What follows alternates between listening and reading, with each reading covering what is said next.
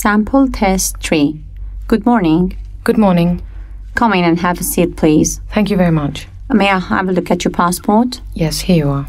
Okay, thanks. And may I have your full name, please? My name is Nazli Parvizi. All right, thanks, Nazli. Who put this name on you? Nazli is actually my paternal grandmother, and my parents decided to name me after her.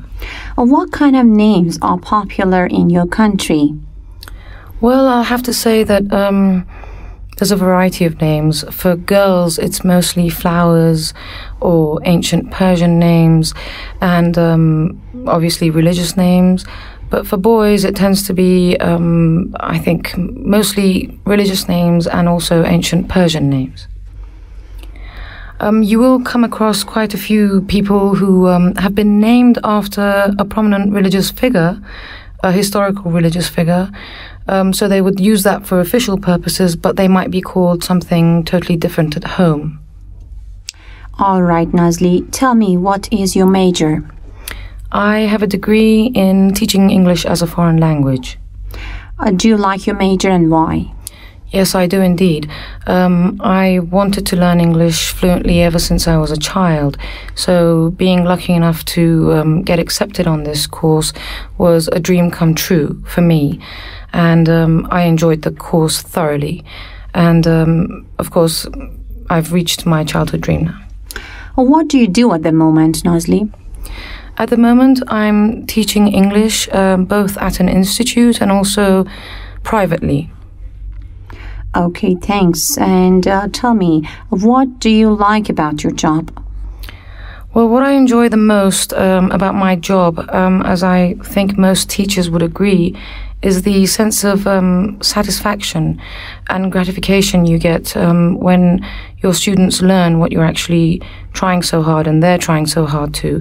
Nothing replaces that, I think, as a teacher. It's the most wonderful feeling. Is there anything you dislike about your job? Well, I wouldn't go as far as to say dislike, but I find it quite frustrating sometimes if a student is lacking in concentration or is not even interested in learning this language. You do come across people who are forced by parents or think it's absolutely necessary to learn English but don't really commit to it as much as they could. Trying to encourage these students is quite an ordeal, but it's not something I would hate my job for. It's something that's just an obstacle that I have to overcome as a teacher. All right, Nazli, would you like to have your own business one day? Yes, actually, my ultimate dream would be to open an English language institute, which would, of course, be for all ages and levels. This would probably not materialize for quite some time yet, but I am working my way towards reaching this goal. Thank you, Nazli. Now we move on to a topic. I would like to show you a topic card. You have to talk about a topic for about 2 minutes. You have 1 minute to think about a topic. Here is a paper and a pencil. You can write down notes if you wish. Thank you very much.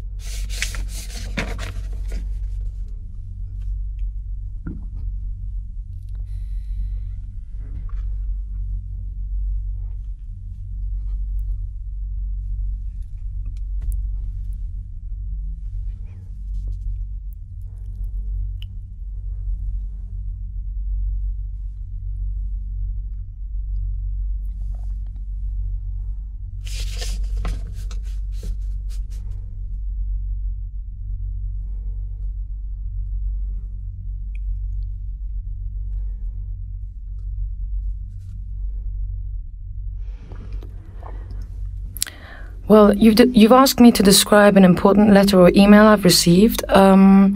It was about a year ago that I made an application to a very reputable university to pursue my studies in English.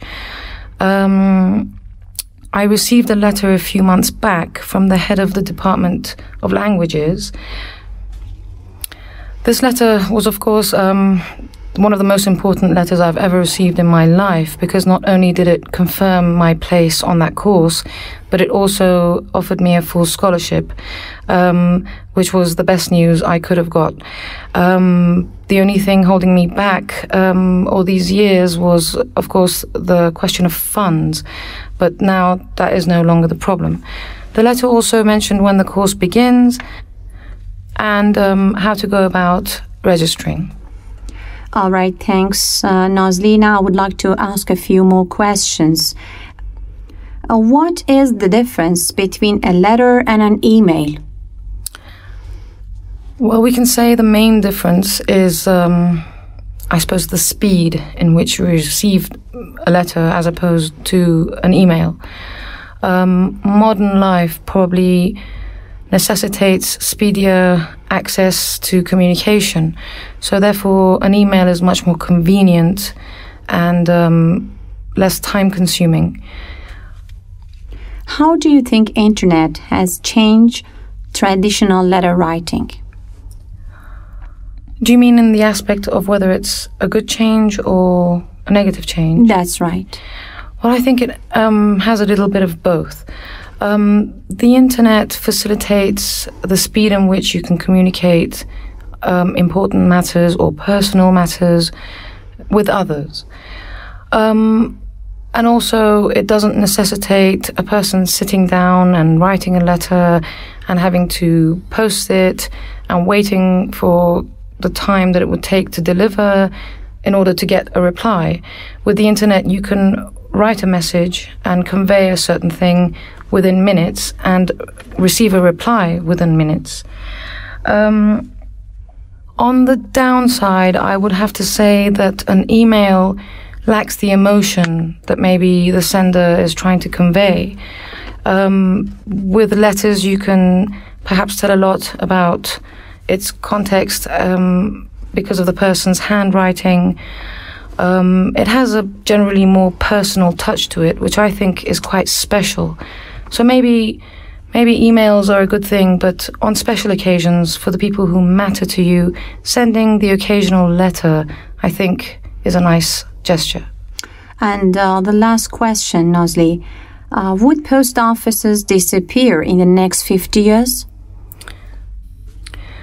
Well, I wouldn't be surprised if they did, or at least they were diminished in numbers greatly.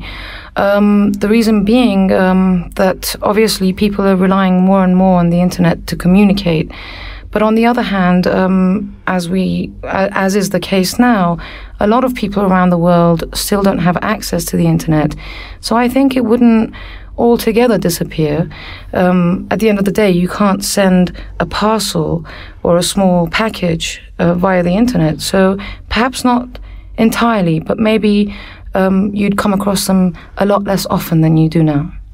Thank you very much, Nazli. This is the end of our speaking session. Thank you.